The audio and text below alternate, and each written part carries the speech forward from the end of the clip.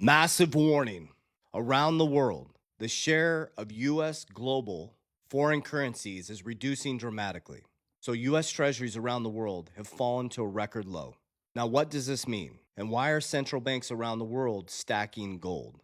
They're saying the quiet part out loud. The fact that they're stacking gold instead of US dollars, and they've been working to de dollarize since 2009 when BRICS, Brazil, Russia, India, China, and South Africa came together to de dollarize, right there on their website, and all of a sudden Bitcoin is created. That's interesting. We've been sharing with you guys around what we believe is going to be the next stock market collapse, which is the private credit markets. The private credit markets is something that nobody's paying attention to. We're too distracted with the war narrative, and there's a systemic thing happening behind the scenes called private credit. Do you remember back in 2006 to 2008, the housing collapse that started with the subprime mortgages? Well, there's something really bubbling behind the scenes called private credit. The Federal Reserve can't even tell how systemic and how big this is. They've admitted that. So we have an overvalued stock market based on the Warren Buffett indicator. You have the Mag 7 melting down right now. You have a private credit market, which BlackRock is wanting to push into your 401k. We have a war narrative, and if we have boots on the ground, these markets are going to melt. Now, here's the good news. Remember, Warren Buffett, buy when there's fear, sell when there's greed. Unfortunately or fortunately, this is where you get wealthy. Remember, only 10% of the population owns almost all the capital markets. It moves from the undisciplined to the disciplined. So how I've positioned myself from 2020 to 2025 be a little bit different from 2026 to 2030. I was heavily focused on offense, and then I started to transition to defense. Let me explain.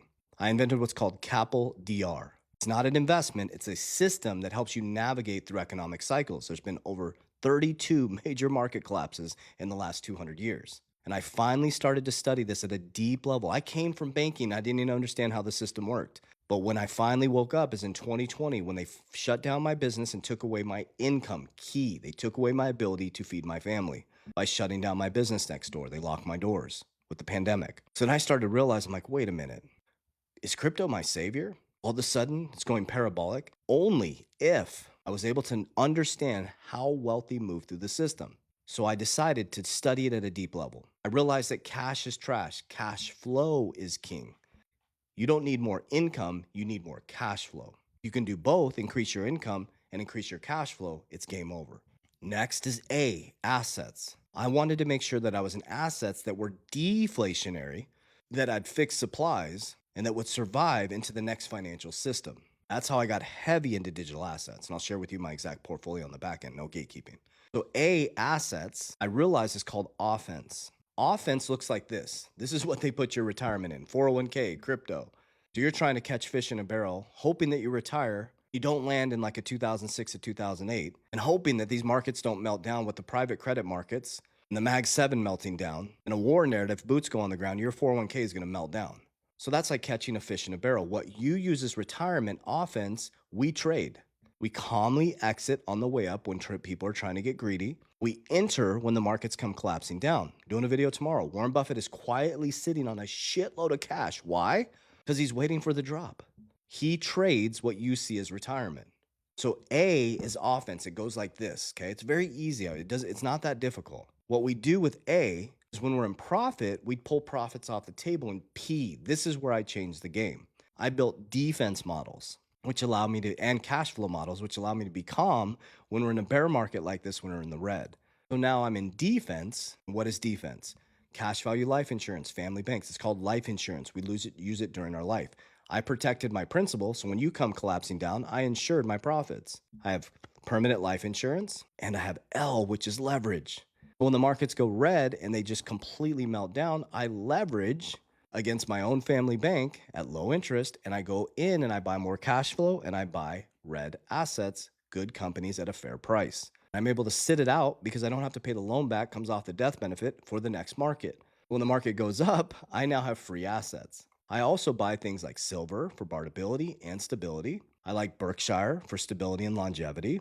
And I use copper more as a trade, and I use Bitcoin as my hedge against inflation and stability for the future. It grows 50% every year. And then DR is I de-risk.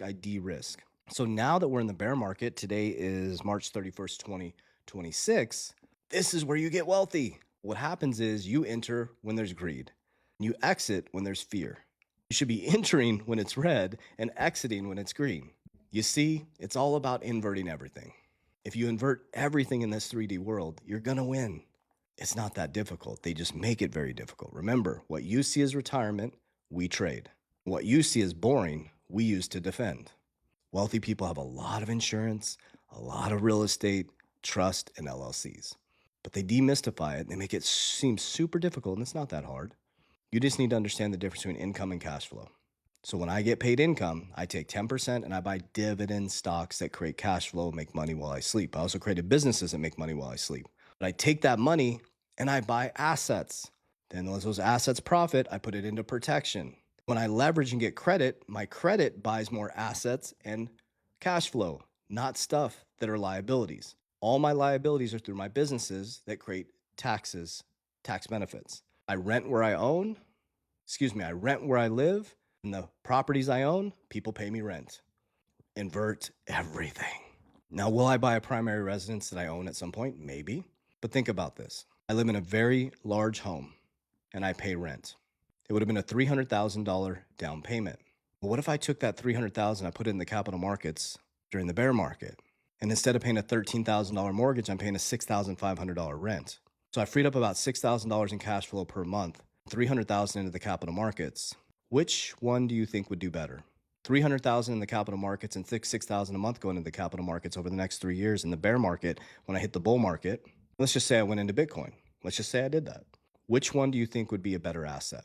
Then when that asset goes parabolic, then I could buy the house cash if I wanted to.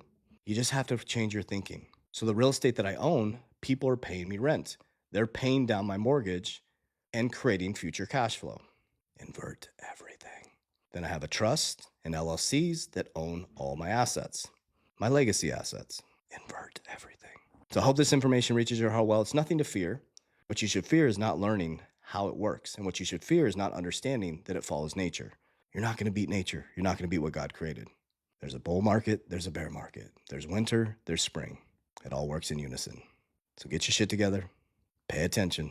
Let's get after it. Warriors, rise. Get your shit together. God bless you.